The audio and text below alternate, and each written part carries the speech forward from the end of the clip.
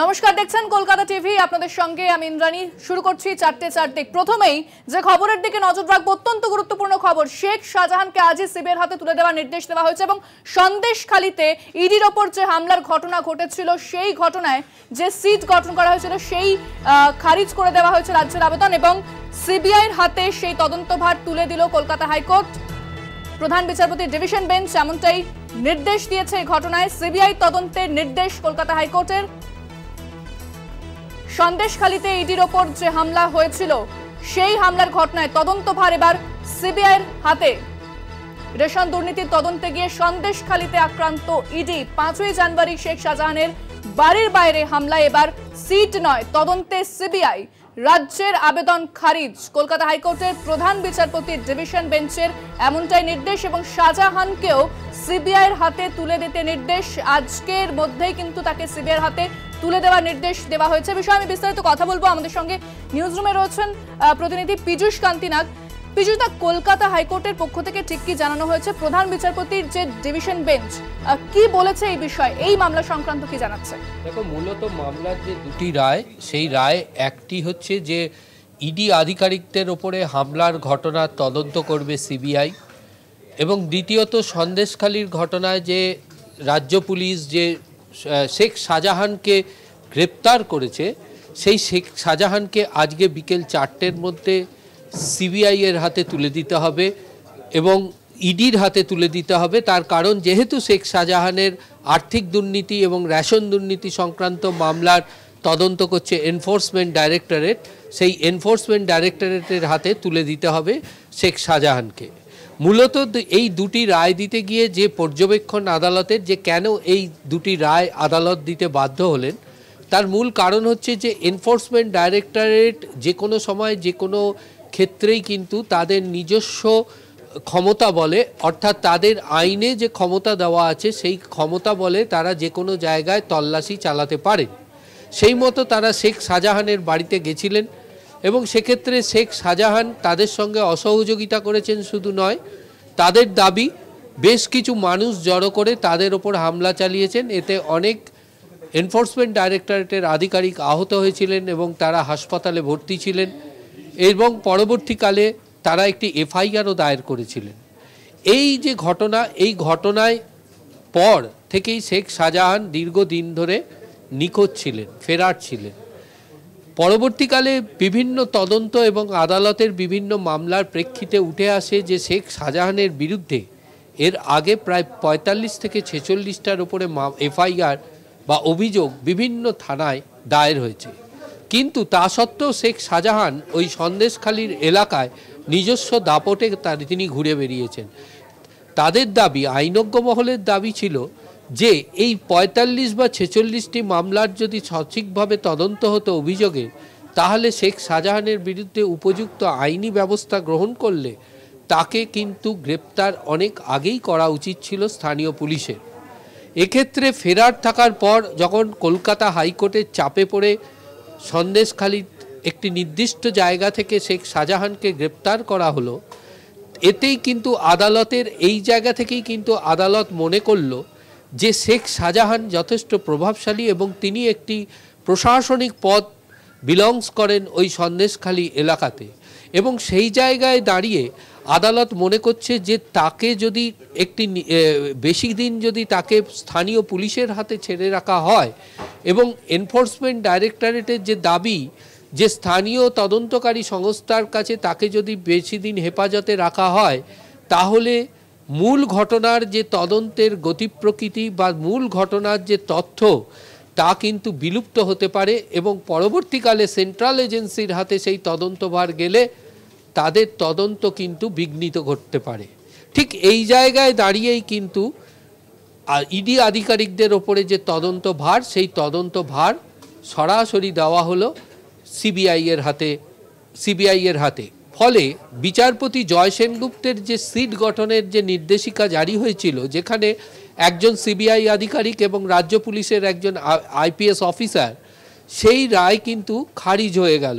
অর্থাৎ এখন শুধুমাত্র সিবিআই এই সন্দেশখালীর ঘটনার যে তদন্ত ইডি আধিকারিকদের ওপর যে হামলার যে ঘটনার তদন্ত সেই তদন্ত করবে।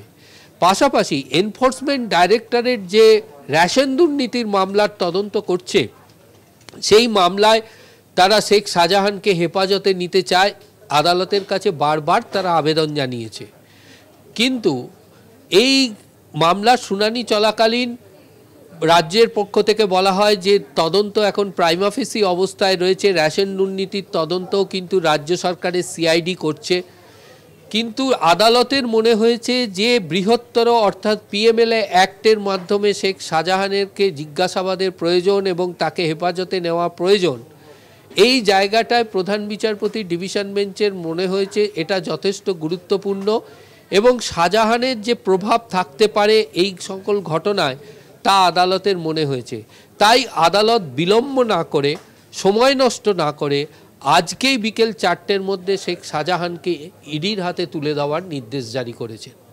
এই দুটি রায়ের ফলে যেটা দেখা যায় যে রাজ্য সরকারের যে দাবি ছিল যে তদন্ত প্রাইমা ফেসি তাদের হাতেই দেওয়া থাকুক, তা কিন্তু খারিজ হয়ে গেল। অর্থাৎ শেখ শাহজাহান এনফোর্সমেন্ট ডাইরেক্টরের হাতে চলে গেলেন। এবার তাকে সম্ভবত ফের ইডি স্পেশাল কোর্ট, সিবিআইয়ের যে স্পেশাল কোর্ট বিচার ভবনে সেখানে হাজির করানো হবে এবং তারপরে অবশ্যই ইডি তাকে হেফাজতে চাইবে। এবার হেফাজতে চেয়ে জিজ্ঞাসাবাদের পর রেশন দুর্নীতি মামলার তদন্ত শুরু করবে। আজই কিন্তু এই নির্দেশ দেওয়া হয়েছে। অনেক ধন্যবাদ পীযূষ দা, আমাদের সঙ্গে নিউজরুম থেকে ছিলেন আমাদের প্রতিনিধি পীযূষ কান্তি নাগ। এবং আজই কিন্তু নির্দেশ দেওয়া হয়েছে যে শাহজাহানকে সিবিআইয়ের হাতে তুলে দিতে হবে, এমনটাই কলকাতা হাইকোর্টের নির্দেশ। আমাদের সঙ্গে আরো 3 জন প্রতিনিধি রয়েছেন এই মুহূর্তে। ভবানী ভবন থেকে সরাসরি রয়েছেন সত্যসুন্দর ভট্টাচার্য, বসিরহাট থেকে রয়েছেন সঞ্জিত চক্রবর্তী এবং অন্যদিকে সন্দেশখালী থেকে রয়েছেন আমাদের প্রতিনিধি রিয়া মাঝি। আমি প্রথমে বসিরহাটে সঞ্জিতের কাছে যাব। সঞ্জিত, আমরা দীর্ঘদিন দেখেছি যেখানে বারবার সন্দেশখালী উত্তপ্ত হয়েছে এবং বিভিন্ন এলাকা গ্রামের মানুষ তারা বিক্ষোভ দেখাতে শুরু করেছেন। অন্যদিকে কিন্তু শাহজাহানের খোঁজ পাওয়া যাচ্ছিল না, তারপর তাকে গ্রেফতার করা হয় এবং কলকাতা হাইকোর্ট নির্দেশ দিয়েছে যে আজই তাকে সিবিআইয়ের হাতে তুলে দিতে হবে।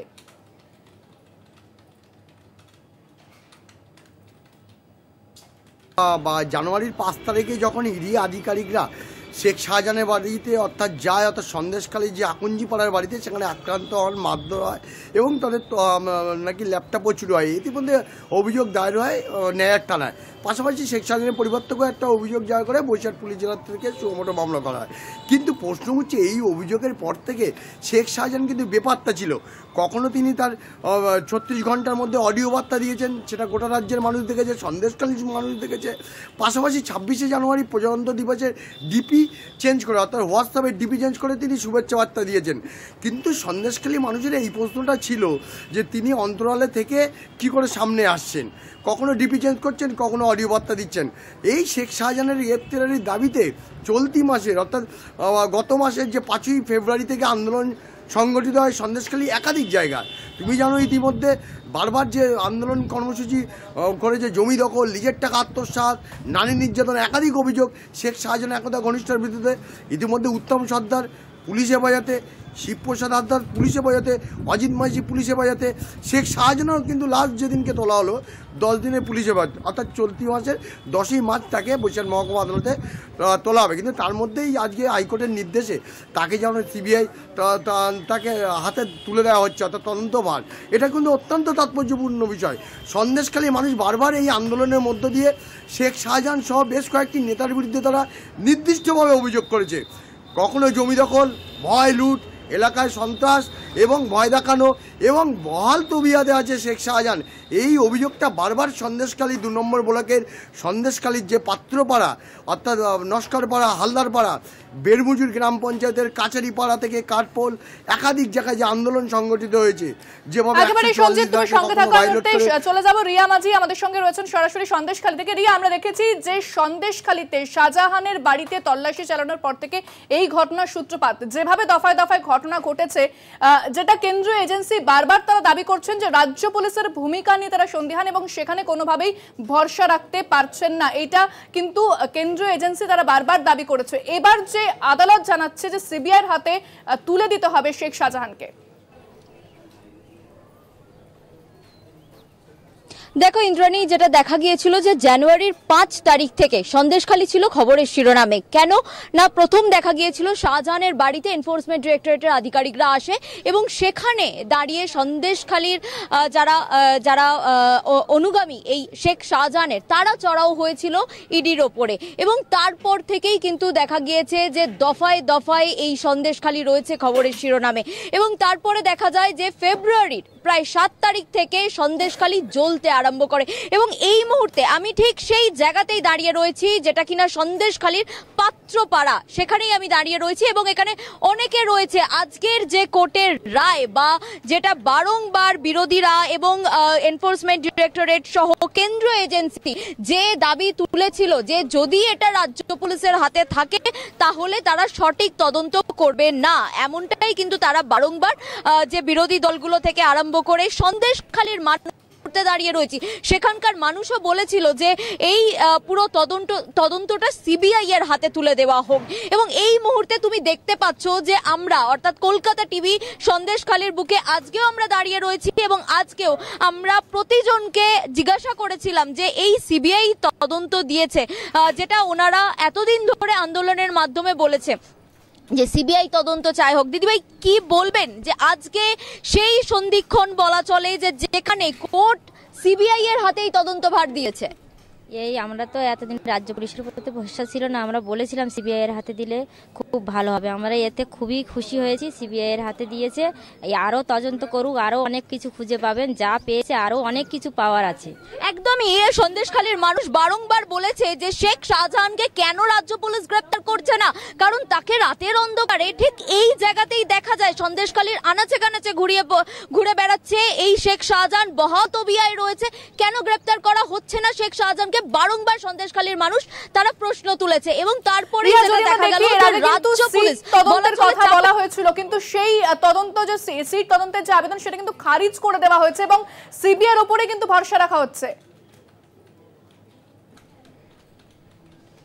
একদমই। আমার সঙ্গে তুমি দেখতে পাচ্ছ যে এই সন্দেশখালীতে আমরা এতদিন ধরে এখানে এসেছি, আজকে যখন এই রায় দিয়েছে কোর্ট, যেটা কিনা এখানকার যারা মা বোনেরা রয়েছেন তারা বারংবার বলেছে যে সিবিআই কে দেওয়া হোক তদন্তভার, সিবিআই কে দেওয়া হোক, রাজ্য পুলিশের উপরে তারা ভরসা রাখতে পারছে না। সেই জায়গাতে দাঁড়িয়ে আজকে সেই সন্ধিক্ষণ আমি একটু কথা বলবো দিদির সঙ্গে। দিদি, আজকে যেটা আপনারা বারবার আন্দোলনের মাধ্যমে বলেছে যে সিবিআই কে দেওয়া হোক, রাজ্য পুলিশের উপরে ভরসা রাখতে পারছেন না, আজকে এই জায়গাতে দাঁড়িয়ে আমরা আপনাদেরকে সেই খবর জানালাম যে সিবিআই এর হাতে দেওয়া হয়েছে তদন্তভার। কি বলবেন? এবং আজকে 4:30-এর মধ্যে রাজ্য পুলিশ যাতে হ্যান্ডওভার করে শেখ শাহজাহানকে সিবিআই এর কাছে, এমনটাও কোর্টের তরফে নির্দেশ দেওয়া হয়েছে। কি বলবেন এই পুরো বিষয়টাতে? দেখুন, আমাদের যেটা বলার সিবিআই এর হাতে গেছে, আমরা খুশি। এবং যে এখনো যে ওনার যে চেলা চামুন্ডাটা এখনো বাকি আছে তাদেরকেও সিবিআই থেকে আমাদের সন্দেশখালী আসুক এবং ওনাদের এটা করুক, ওদের তদন্তটা করুক ওনারা। সিবিআই তদন্ত আমাদের সন্দেশখালীতেও হলে আমরা আরও খুশি হব। আর আমাদের এবার পুরোপুরি ভরসা লাগছে যা হয়তো এবার সত্যি হয়তো মা বোনেদের সম্মানের কিছুটা, তারা যাদের সম্মানহানি হয়েছে তারা কিছুটা শান্তি পাবে, যে বাবা ভাইদের জমি জায়গা কেড়ে নিয়েছিল তারাও কিছুটা খুশি হবে। এই যে আপনারা বারবার আন্দোলনের মাধ্যমে বলেছেন যে বহাল তবিয়ায় ঘুরে বেড়াচ্ছে শেখ শাহজাহান, আপনারা যত সমস্যা রয়েছে রাজ্য পুলিশের কাছে অর্থাৎ সন্দেশখালী থানাতে আপনারা বারবার সেখানে গিয়েও কোনো রকম সুরাহা হয়নি, এবার কি একটু আশ্বস্ত লাগছে? দেখুন, আমাদের কথা হচ্ছে সিবিআই রাতে গেছে তদন্তটা, সিবিআই নিরপেক্ষ হয়ে আমাদের তদন্ত করবে, আমরা সেই ভরসায় বসে আছি। আর সেই তদন্ত যে করে যে আমরা যে সুবিচার পাবো এটাই আমরা আশা করছি এইবার। আর আমাদের মনে এই আশাটুকু আছে, জন্মিয়েছে এইবার, যে আমরা যে ভরসাটা পাচ্ছিলাম না আমাদের রাজ্যের পুলিশের কাছ থেকে, সেটা কেন্দ্রের পুলিশ করবে। একদমই। তুমি দেখতে পাচ্ছ যে সন্দেশখালীর মা বোনেরা আজও কিন্তু তারা বলছেন, এখানকার মহিলারা আজও বলছেন তাদের যে তুমি সঙ্গে থাকো, আমি আবারও তোমার কাছে যাব। তবে এই মুহূর্তে আপনাদের শোনাবো কি বলেছেন বিজেপি রাজ্য সভাপতি সুকান্ত মজুমদার এবং তৃণমূল নেতা জয়প্রকাশ মজুমদার এই বিষয়ে। শুনুন।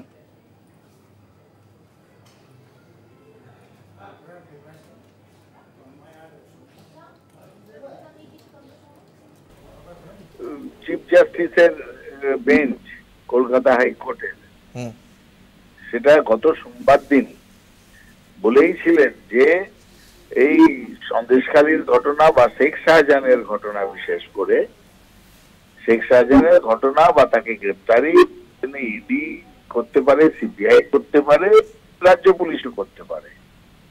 রাজ্য পুলিশ তার 72 ঘন্টার মধ্যে তাকে গ্রেপ্তার করে, যখন হাইকোর্ট থেকে ক্লিয়ারেন্স দেওয়া হয় তার বিরুদ্ধে ব্যবস্থা নেওয়া, এবং তার পরবর্তী ক্ষেত্রে ইডি সিবিআই তারা নানাভাবে তারা চাইছিল শেখ শাহজাহানকে তাদের হেফাজতে নেওয়ার জন্য, এবং এখানে হাইকোর্ট যখন এই দিয়েছেন সিবিআইকে, সুতরাং তারা সিবিআই তদন্ত করবে, কিন্তু তদন্ত আপনারা কিসে করবে এইটা আমরা এখনো বুঝতে পারছি না। আপনারা যদি জানেন আপনারা একটু বলবেন যে সন্দেশখালীর ঘটনা বলে বলা হচ্ছে, কোন ঘটনা? সিবিআই তদন্তটা কোনটা করবে?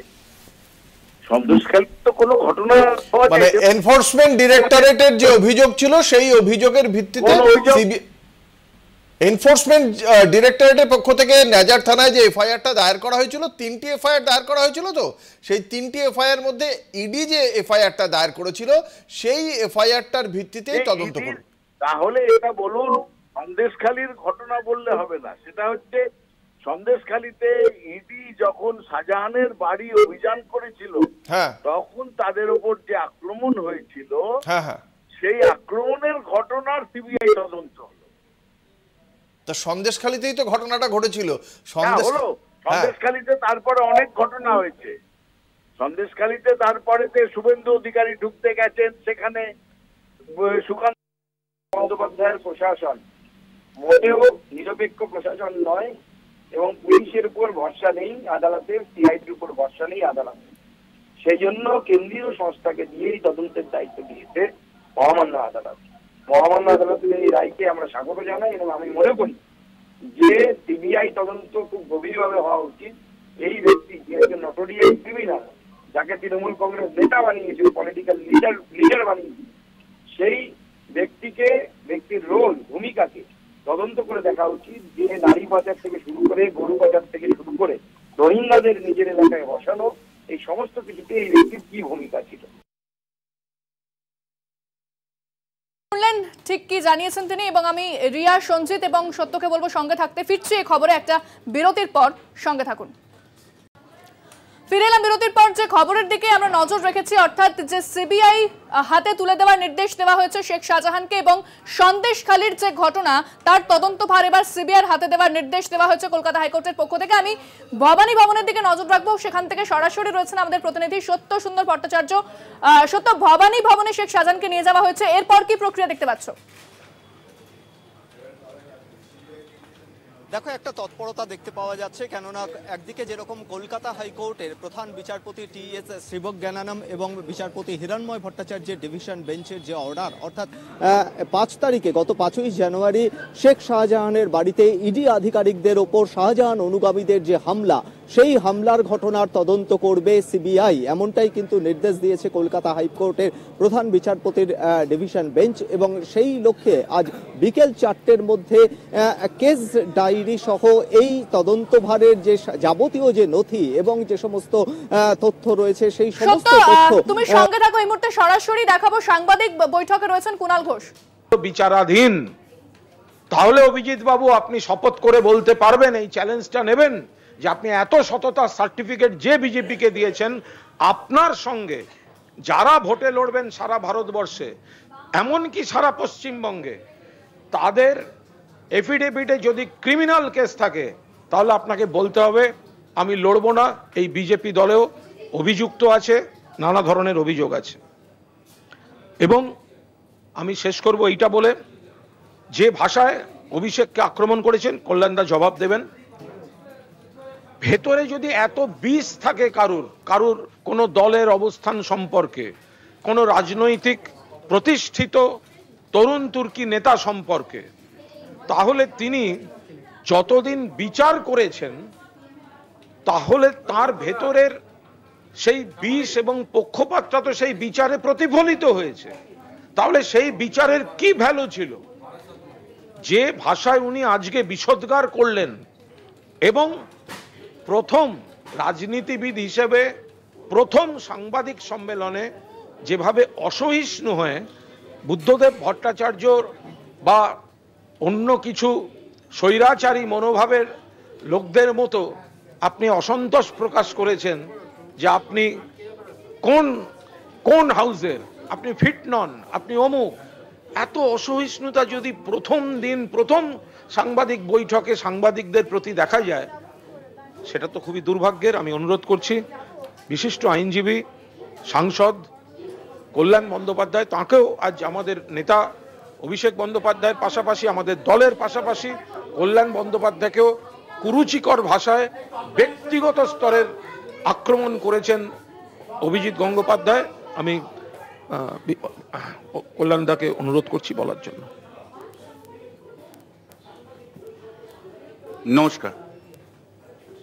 দেখুন, আমি অনেক দিন ধরেই বলে আসছি যে প্রাক্তন বিচারপতি অভিজিৎ গঙ্গোপাধ্যায় রাজনৈতিক পক্ষপাত দুষ্ট হয়ে বিচার করছে, এবং সে কথা আজকে প্রমাণিত যে ওনার টার্ম শেষ হওয়ার আগে রিজাইন করে উনি ভারতীয় জনতা পার্টিতে জয়েন করতে যাচ্ছেন। দীর্ঘদিন ধরে ওনার রাজনৈতিক সংস্রব ছিল, এবং তাই জন্য উনি রাজনৈতিক চিন্তাভাবনা নিয়ে সমস্ত মামলা ডিসাইড করেছেন। ওনার যত জাজমেন্ট বা অর্ডার দিয়েছে তার 85% মামলা হয় ডিভিশন বেঞ্চ, না হলে সুপ্রিম কোর্ট সেটা সাইড করে দিয়েছে। আপনারা দেখাতে পারবেন না যে উনি এই বিচার নিয়োগ দুর্নীতি ছাড়া কোনো মামলায় কোনো জাজমেন্ট দিয়েছে যে জাজমেন্ট রিপোর্টেড জাজমেন্ট হিসেবে হয়েছে। ওনার একটা জাজমেন্ট দেওয়ার, জাজমেন্ট যাকে বলে, অর্ডার নয়, জাজমেন্ট দেওয়ার যোগ্যতাই কোনোদিন ছিল না, যোগ্যতাই নেই। উনি বিচার ব্যবস্থার একটি কলঙ্ক হয়ে গেছিলেন, উনি বিচার ব্যবস্থার কলঙ্ক। উনি যেভাবে রাজনৈতিক উদ্দেশ্য নিয়ে সমস্ত করেছেন তা কোনো বিচার ব্যবস্থা কলঙ্ক। এর আগেও আমি বলেছি, প্রেসেও বলেছি যে উনি কলকাতা হাইকোর্টের ডিগনিটিকে নষ্ট করেছেন। এমন সব প্রেস কনফারেন্স করেছেন তাতে উনি কলকাতা হাইকোর্টের ডিগনিটিকেও নষ্ট করেছেন। এই প্রথম বোধহয় কোনো কলকাতা হাইকোর্টের থেকে কোনো মামলাতে অভিজিৎ গঙ্গোপাধ্যায় যে সমস্ত জাজমেন্ট দিয়েছে, হয় চিফ জাস্টিস অফ ইন্ডিয়ার বেঞ্চ তার ঘর থেকে মামলা ট্রান্সফার করেছে, না হলে বিচারপতি অনিরুদ্ধ বোস এবং আরেকজন বিচারপতি ছিল সুপ্রিম কোর্টের, তারা তার ঘর থেকে ম্যাটার ট্রান্সফার করে অন্য কোর্টে চিফ জাস্টিস ক্যালকাটা হাইকোর্টকে বলেছে যে অন্য বেঞ্চ গঠিত করে সেই মামলা শুনানি হোক। তাহলে সুপ্রিম কোর্টও জানে যে উনি কি ধরনের বিচার করেন। উনি বিচার ব্যবস্থার মধ্যে যখন বিচার করছিলেন তখন উনি যাকে তাকে যা ইচ্ছে ভাষায় কথা বলতো। পাড়ার যেমন মস্তান, পাড়ার যেমন রকবাজরা থাকে না, সেই পাড়ার মস্তান পাড়ার রকবাজদের মতো কথা বলতো। বলে এই কলারটা ধরে তুলে নিয়ে আসো, ওই গুন্ডাটাকে ধরে তুলে নিয়ে আসো। উনি জাস্টিস মহেশ্বরী, সুপ্রিম কোর্টের জজ, সুপ্রিম কোর্টের জাজের জাস্টিস মহেশ্বরীর বিরুদ্ধে কোর্টের মধ্যে বলেছিলেন, সেগুলো সমস্ত সুপ্রিম কোর্টে কিন্তু প্রেস করা আছে। উনি জাস্টিস মহেশ্বরী রিটায়ার করার পরে উনি বলেছিলেন সিবিআই এর অর্ডার দিচ্ছি ওনাকে অ্যারেস্ট করার জন্য, পরে আবার পিছিয়ে যায়। উনি সুপ্রিম কোর্টের একজন আইনজীবীকে, কুণাল চ্যাটার্জিকে অর্ডার দিয়ে বলেছিল সিবিআই দিয়ে ওকে অ্যারেস্ট করাও আজকে রাত্রের মধ্যে। সেই অর্ডার কিন্তু উনি সই করতে সাহস পাননি, উনি আমাদের খুব আইনজীবী হিসেবে খুব প্রসিদ্ধ আইনজীবী, আপনারা জানেন তার নাম, সারা ভারতবর্ষ জানেন, মুকুল রোদগির নামে কোর্টের মধ্যে যা ইচ্ছা ভাষায় বলেছিল।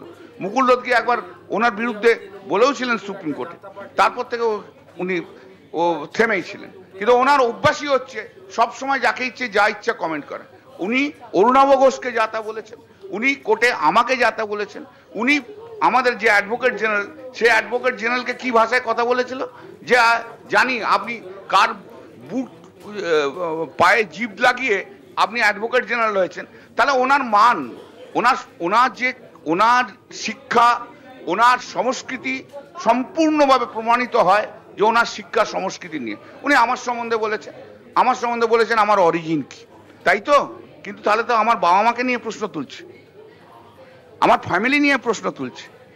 তা যে লোকটা আমার বাবা মাকে নিয়ে প্রশ্ন তোলে, আমার ফ্যামিলি নিয়ে প্রশ্ন তোলে, তার শিক্ষা সংস্কৃতি কোন জায়গায় গেছে আপনারা জানেন? তার শিক্ষা এবং সংস্কৃতি কোন জায়গায়? কি করে এই লোকটা বিচারপতি হিসেবে ছিল? আমার আপব্রিঙ্গিং নিয়ে কোশ্চেন করছেন, আরে আমার আপব্রিঙ্গিং নিয়ে নিজেকে দেখুন, নিজেকে আয়নায় দেখুন। আপনি কে? আপনি নিশীথ অধিকারীর জুনিয়র ছিলেন, সিপিএম এর ঘরানায় বড় হয়েছে, সিপিএম এর দয়া দাক্ষিণ্যে বিভিন্ন প্যানেলে ঢুকেছিলেন, সিপিএম এর দাক্ষিণ্যে আপনি এসএসসি লয়ার হয়েছিলেন, স্কুল সার্ভিস কমিশনের লয়ার হয়েছিলেন।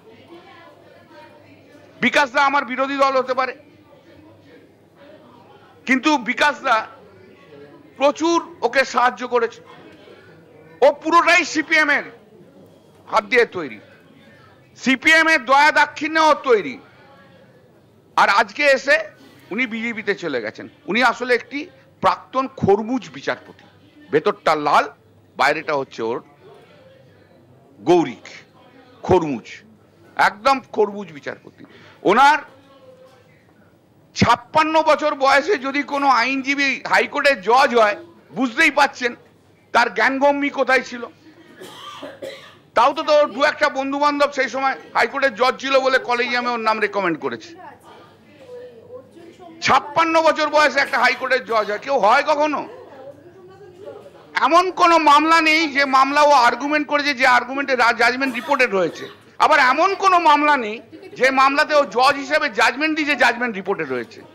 কলকাতা হাইকোর্টের সবচেয়ে অপদার্থ বিচারপতি যদি কেউ থেকে থাকেন, তার নাম ছিল প্রাক্তন বিচারপতি অভিজিৎ গঙ্গোপাধ্যায়, যে রাজনীতিটাকে, পুরো রাজনৈতিক ফায়দাটাকে তুলেছেন, পুরো রাজনৈতিক ফায়দা তুলে উনি যা ইচ্ছা করেছেন। উনি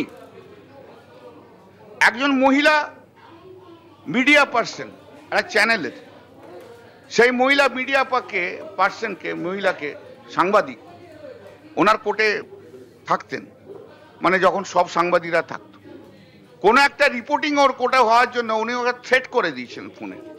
শুধু থ্রেট করা নয়, ওনার হাউসকে ফোন করে ওদের যেন টপ যা থাকে, এডিটার না সাব এডিটার, তাকে বলেছিল ওকে চাকরি থেকে বাদ দিতে হবে। উনি সেই রেঞ্জে গেছেন। উনি সিবিআইদের রাত্রি 8টা সাড়ে 8টার সময় ডেকেছিলেন। একটা সিবিআইয়ের 7 থেকে 8 জনের টিম ছিল। সেই 7 থেকে 8 জন টিমের মধ্যে 2 জন অফিসার ছিল যারা হাজব্যান্ড অ্যান্ড ওয়াইফ। সেই হাজব্যান্ড অ্যান্ড ওয়াইফকে বলেছিল মমতা ব্যানার্জিকে অ্যারেস্ট করতে হবে, মানে ওই টিমটাকে বলেছিল। তারপর বলেছিল অভিষেক ব্যানার্জিকে অ্যারেস্ট করতে হবে, এবং তারা বলেছিল যে না, আমরা আইন মতো চলবো, আপনি এইভাবে আমাদের নির্দেশ দিতে পারেন না। তারপরে উনি টেলিফোন করে, কাকে টেলিফোন করে, সেই 2 হাজব্যান্ড অ্যান্ড ওয়াইফ যারা ছিল সিবিআই অফিসার, তাদেরকে ওই সিবিআই টিম থেকে তাকে বাদ দিয়ে দিয়েছিল। ওনার মর্জি মতো সবকিছু করতে হবে, ওনার মর্জি না হলে কিচ্ছু হবে না, উনি যেভাবে বলবেন সেভাবে করবেন। উনি আবার বলছি, উনি বিচার ব্যবস্থার সবচেয়ে বড় কলঙ্ক কলকাতা হাইকোর্টের ছিলেন। কলকাতা হাইকোর্টের ডিগনিটিকে উনি মাটির নিচে একদম নামিয়ে দিয়েছেন। উনি একটি 1 নম্বরের অসভ্য লোক, অভদ্র লোক, কোনো কাউকে ভদ্র ভাষায় কোর্টে কথা বলতে দিতেন না। কয়েকজন মাত্র উকিল ছিল, ওনার ঘরে কোটারি ছিল, সেই কোটারি উকিলদের শুধু মামলা শুনতো, আর কারুর কোনো মামলা শুনতো না। সেই কোটারি উকিলরা কিন্তু কোটি কোটি টাকা করেছে। সিপিএম এর হাতে, সিপিএম এর উকিলদের হাত ধরে, সিপিএম এর হাত ধরে উনি মোটামুটি একটা ফ্রন্টে আসার চেষ্টা করেছিলেন। সেই সিপিএম কে এখন সরিয়ে দিয়ে উনি এখন চলে গেছেন গেরুয়াতে। অতএব ওনার রুচিজ্ঞান সম্বন্ধে সন্দেহ আছে, যিনি এরকম একটা কথা বলতে পারেন। আমি 2004-এর ডেজিনেটেড সিনিয়র অ্যাডভোকেট কলকাতা হাইকোর্টে, 2004-এ। আমি 1981-তে আমি অ্যাডভোকেট হিসেবে জয়েন করেছিলাম, আর ও 2017-তে যখন জজ হয়, তার আগে পর্যন্ত সিনিয়র অ্যাডভোকেট পর্যন্ত হয়নি। কলকাতা হাইকোর্ট মনে করেনি ওকে যে ও সিনিয়র অ্যাডভোকেট হওয়ার যোগ্য, ওকে সিনিয়র অ্যাডভোকেট ডেজিগনেশন পর্যন্ত দেয়নি। তো ও আমাকে সঙ্গে কি করছে? আমি ওকে ওপেন চ্যালেঞ্জ জানাচ্ছি, ওপেন চ্যালেঞ্জ, আসুন কোন প্ল্যাটফর্মে চলে আসুন, আইন নিয়ে ডিসকাশন হোক। আপনি একটা সবাইকার সামনে 5 পাতার জাজমেন্ট ডিকটেশন দিয়ে দিন, আর কি সাবজেক্টে জাজমেন্ট হবে সেটা চিফ জাস্টিস ঠিক করে দিক, যে আমি এই সাবজেক্টের উপর একটা জাজমেন্ট দিয়ে দিক, ও বোঝা যাবে ও জজ হিসেবে কত বড় মেটেরিয়াল ছিল। অপদার্থ জজ ছিল, অপদার্থ কিছু হালকা ম্যাটার করেছে, সিবিআই ফিবিআই করে ও ভেবেছিল একটা বিশাল বড় কিছু করেছি। প্রাইমারি টিচার যারা ছিল, তারা প্রাইমারি টিচাররা গত বছর 18 মে না 19 মে যখন বিচারপতি তালুকদার এবং আরেকজন বিচারপতি দুজন ডিভিশন বেঞ্চে যে প্রাইমারি টিচারদের টার্মিনেশনকে যখন স্টে করে দেওয়া হলো, তখন প্রাইমারি টিচাররা কলকাতা হাইকোর্টে সন্ধ্যে 6:30 পৌনে 7টার সময় সেই প্রাইমারি টিচাররা স্লোগান তুলেছিল, ছিলে তুমি ভগবান হয়ে গেছো শয়তান। আমি সেদিনকে ওদের বলেছিলাম এটা কথা বলো না, কিন্তু আজকে দেখছি সত্যি সত্যি ও শয়তান। He was a devil in the judiciary. He was a black sheep in the judiciary. ওর পরিচয় কেউ কিচ্ছু জানে না, কিন্তু ওকে কেউ কিছু ওই জানে না কোথা থেকে কে কি এসছে, ওই কেউ কিছু জানে না। ওই নিচে করিডোরে যখন প্র্যাকটিস করতো মাথাটা নিচু করে করে ঘুরে বেড়াতো, হাঁটতে পারতো, কোর্টে বোর্ডে কিছু ছিল না। ওই রাজ্য সরকারের 2-4টে মামলা, মোটর ভেহিকলসের মামলা, এছাড়া মামলা নেই। পিটিশনারদের হয়ে কোনো মামলাই করেনি অজু, কোনো মামলাতে জাজমেন্ট রিপোর্টেড নেই। কিন্তু ওই যে বললাম সিপিএম এর একদম পায়ে ধরা লোক ছিল, তাই জন্য কিন্তু সব জায়গায় প্যানেলে গেছে, এসএসসিতে গেছে। এবং বড় ইম্পর্টেন্টলি ও তো এত বড় বড় কথা বলছে, ও যখন এসএসসি লয়ার ছিল 50 থেকে 60খানা ম্যাটারে, কতগুলো পিটিশনার ছিল তার এক একটাতে আমি জানি না, কনসেন্ট দিয়ে কোর্টে ওদের চাকরি পাইয়ে দিয়েছিল, কোর্টে চাকরি পাইয়ে দিয়েছিল। যখন ধনকর যখন এখানে গভর্নর ছিল, প্রাক্তন গভর্নর ধনকর ছিল, তখন ও টেলিফোনে ধনকরের সঙ্গে কথাবার্তা বলতো।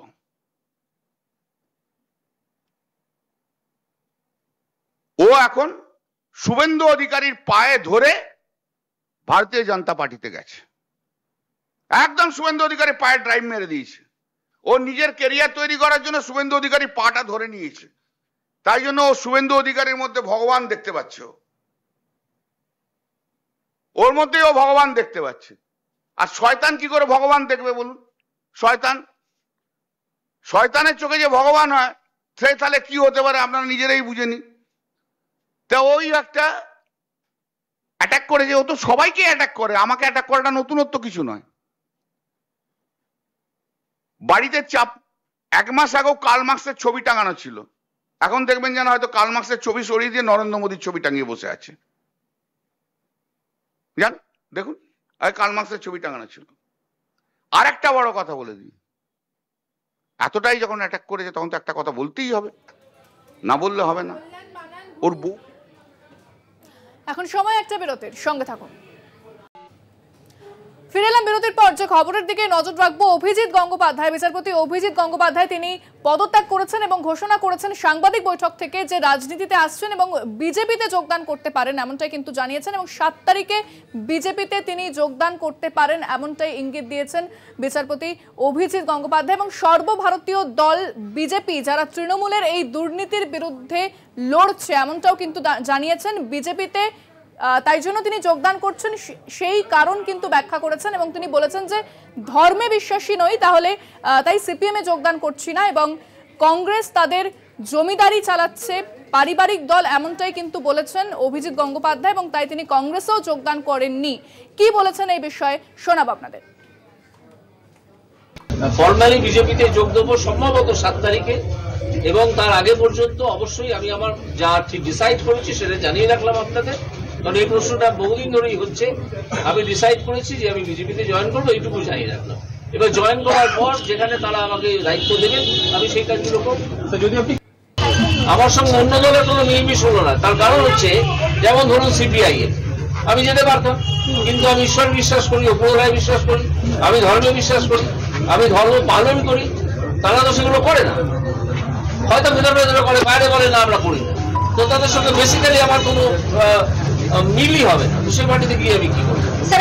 কংগ্রেস আস্তে আস্তে আসছে, কংগ্রেস একটা দল যেটা বহুদিন ধরেই একটা পরিবারের জমিদারি, একটা পরিবারের জমিদারি।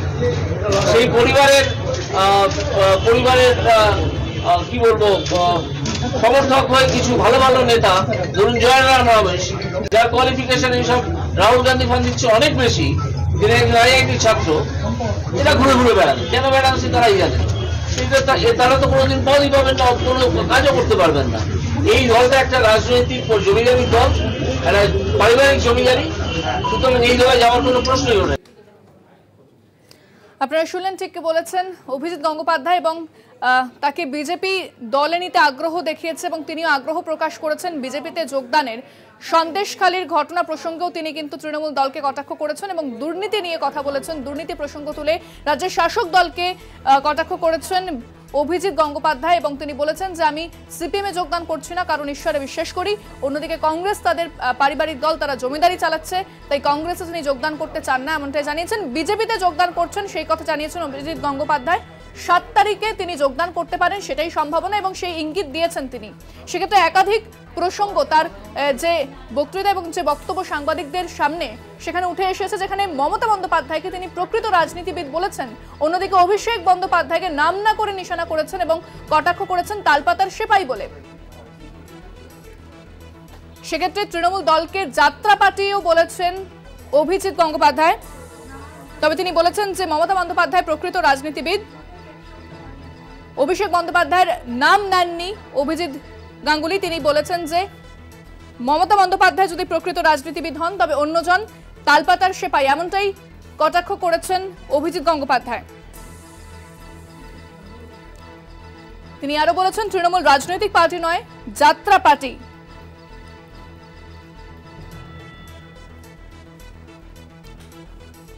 আমাদের সঙ্গে এই মুহূর্তে ফোনে রয়েছেন সিপিএম নেতা বিকাশ রঞ্জন ভট্টাচার্য, আপনাকে স্বাগত জানাবো।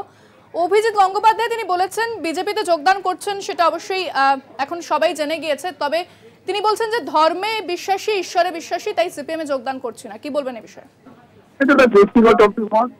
ব্যক্তিগতভাবে তিনি ধর্মে বিশ্বাস করতেই পারেন, তিনি ঈশ্বর বিশ্বাসী হতে পারেন, অবিশ্বাসী হতে পারেন। বিভিন্ন মানুষের বিভিন্ন রকম বোধ চেতনা থেকে এটা হয়, তো আমাদের কিছু বলার নেই। বিকাশবাবু, সেক্ষেত্রে তিনি যে লড়াইটা শুরু করেছিলেন দুর্নীতির বিরুদ্ধে, সেটা যদি বিজেপিতে তিনি যোগদান করেন তার সেই ভাবমূর্তি কি ধাক্কা খাবে না? সেটা তো সময় বলবে, সেটা আগে থেকে কি বলা যায়। বিজেপিতে থেকে ঠিক দুর্নীতির বিরুদ্ধে লড়াই করা যায় না। তৃণমূল এবং বিজেপি দুটি হচ্ছে দুর্নীতির সঙ্গে যুক্ত দল, তাদের বিরুদ্ধে লড়াই করতে গেলে পরে সেই দলে থেকে লড়াই করা যায়। সেক্ষেত্রে আপনি কি মনে করেন যদি তিনি সিপিএম এ যোগদান করতেন সেই লড়াই কি আরো জোরদার হতো? সিপিএম কেন, যে কোনো বাম দলে যদি তারা যোগদান করতেন তাহলে নিশ্চয়ই তার লড়াইয়ের তীব্রতা বাড়ত। একেবারে, অনেক ধন্যবাদ। আমরা কথা বললাম সিপিএম নেতা বিকাশ রঞ্জন ভট্টাচার্যের সঙ্গে। সম্ভবত 7ই মার্চ বিজেপিতে যোগদান করতে চলেছেন অভিজিৎ গঙ্গোপাধ্যায়, তিনি এই কথা জানিয়েছেন।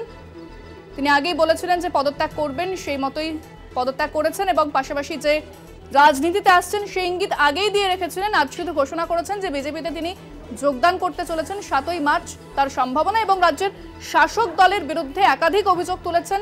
সাংবাদিকদের যখন মুখোমুখি হয়েছিলেন শাসক দলের বিরুদ্ধে একাধিক অভিযোগ তুলে সরব হলেন অভিজিৎ গঙ্গোপাধ্যায়।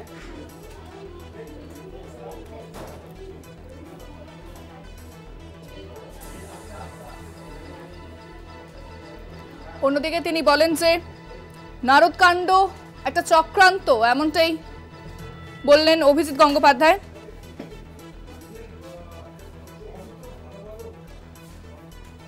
কংগ্রেস এবং সিপিএম প্রসঙ্গে কি বলেছেন অভিজিৎ গঙ্গোপাধ্যায় আরো একবার শোনাব আপনাদের।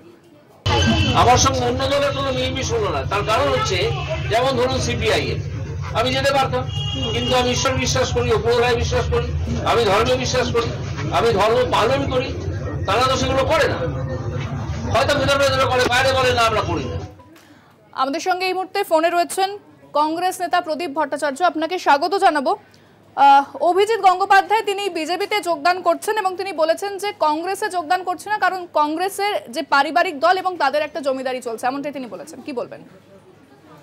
দেখুন, উনি অভিজিৎ গঙ্গোপাধ্যায় উনি বিচারপতি ছিলেন, উনি যথেষ্ট যোগ্যতার সঙ্গে তার কাজ করেছেন এবং বাংলার মানুষের কাছে বিচার বিভাগের একটা নতুন মুখ তিনি তুলে ধরেছেন অন্যায়ের বিরুদ্ধে প্রতিবাদে। কিন্তু বিচারপতি হিসাবে তিনি সমাজকে যে দৃষ্টিভঙ্গিতে দেখেছেন সেই দৃষ্টিভঙ্গি নিয়ে কিন্তু রাজনৈতিক দলকে বিশ্লেষণ করা যায় না। তিনি কংগ্রেসকে পরিবারতন্ত্র এবং জমিদারি প্রথা কি কিসের ভিত্তিতে বললেন, এটা আমার কাছে সত্যি আশ্চর্য লাগছে।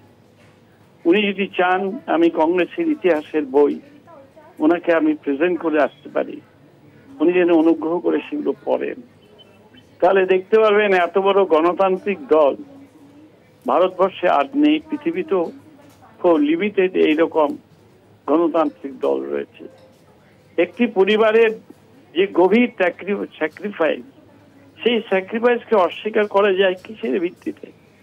যারা ভারতবর্ষ, নতুন ভারতবর্ষ তৈরি করেছেন, তাদের ত্যাগ, তাদের পরিশ্রম, তাদের তিতিক্ষা, তাদের চেষ্টা। সেক্ষেত্রে প্রদীপ বাবু আরো একটা বিষয় বলবো, জানতে চাইবো আপনার কাছে, যেখানে একজন বিচারপতি তিনি ন্যায়ের প্রতীক এবং তিনি দুর্নীতির বিরুদ্ধে যে বিচার ব্যবস্থার মাধ্যমে তিনি লড়াই শুরু করেছিলেন, সেক্ষেত্রে যদি রাজনৈতিক দলে যোগদান করেন সাধারণ মানুষ কি বিচার ব্যবস্থার উপর ভরসা হারাবে?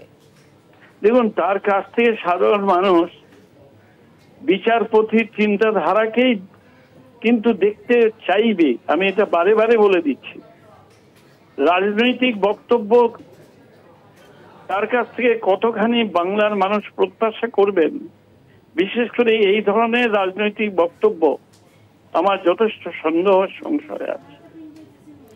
কারণ সাধারণ মানুষের মনের ভেতরে অন্যায়ের বিরুদ্ধে প্রতিবাদের একটা চেহারা গঙ্গোপাধ্যায় মাননীয় বিচারপতি তিনি তুলে ধরেছিলেন। তিনি যখন পার্টিজান হয়ে যাবেন তখন কিন্তু তার সেই ইমেজ ধীরে ধীরে কিন্তু খণ্ডিত হতে শুরু করবে। একেবারে অনেক ধন্যবাদ। এখন সময় আরো একটা বিরতির, সঙ্গে থাকুন। যে খবরের দিকে নজর রাখবো, সন্দেশখালী কাণ্ডে সিবিআই তদন্তের রায়কে চ্যালেঞ্জ করে এবার সুপ্রিম কোর্টের দ্বারস্থ রাজ্য। সুপ্রিম কোর্টে গেল রাজ্য সন্দেশখালী কাণ্ডে। সন্দেশখালী কাণ্ডে আমরা জানি যে প্রধান বিচারপতি ডিভিশন বেঞ্চ সিবিআই তদন্তের নির্দেশ দেওয়া হয়েছে সন্দেশখালী কাণ্ডে এবং শাহজাহানকে সিবিআইয়ের হাতে তুলে দেওয়ার নির্দেশ দেওয়া হয়েছে আজকের মধ্যে, এবং সেই রায় নিয়ে এবার সুপ্রিম কোর্টে দ্বারস্থ রাজ্য সরকার। হাইকোর্টের নির্দেশের বৈধতা চ্যালেঞ্জ সন্দেশখালী নিয়ে সুপ্রিম কোর্টে রাজ্য। ফোনে রয়েছেন আমাদের প্রতিনিধি পীযূষ কান্তি নাগ। পীযূষ, ঠিক কি জানা যাচ্ছে সুপ্রিম কোর্টে এবার রাজ্য গেল? দেখো, কলকাতা হাইকোর্টের প্রধান বিচারপতি ডিভিশন বেঞ্চ ইডি আধিকারিকদের ওপর হামলার প্রেক্ষিতে যে সিবিআই তদন্তের নির্দেশ জারি করেছে আজ, সেই নির্দেশকে চ্যালেঞ্জ জানিয়ে রাজ্য সরকারের পক্ষ থেকে সুপ্রিম কোর্টে আবেদন জানানো হলো এবং সুপ্রিম কোর্টে প্রাথমিকভাবে রাজ্য সরকার এই রায়ের ওপর অন্তর্বর্তীকালীন স্থগিতাদেশের দাবি করেছে। অর্থাৎ রাজ্য সরকারের এই আবেদনের পর সুপ্রিম কোর্টে এই মামলার শুনানি হবে এবং সুপ্রিম কোর্ট যদি এই রায়ের উপরে অন্তর্বর্তীকালীন স্থগিতাদেশ দেয়, তার ফলে সন্দেশখালীর যে তদন্ত, সেই তদন্ত কিন্তু আবার থমকে দাঁড়াবে।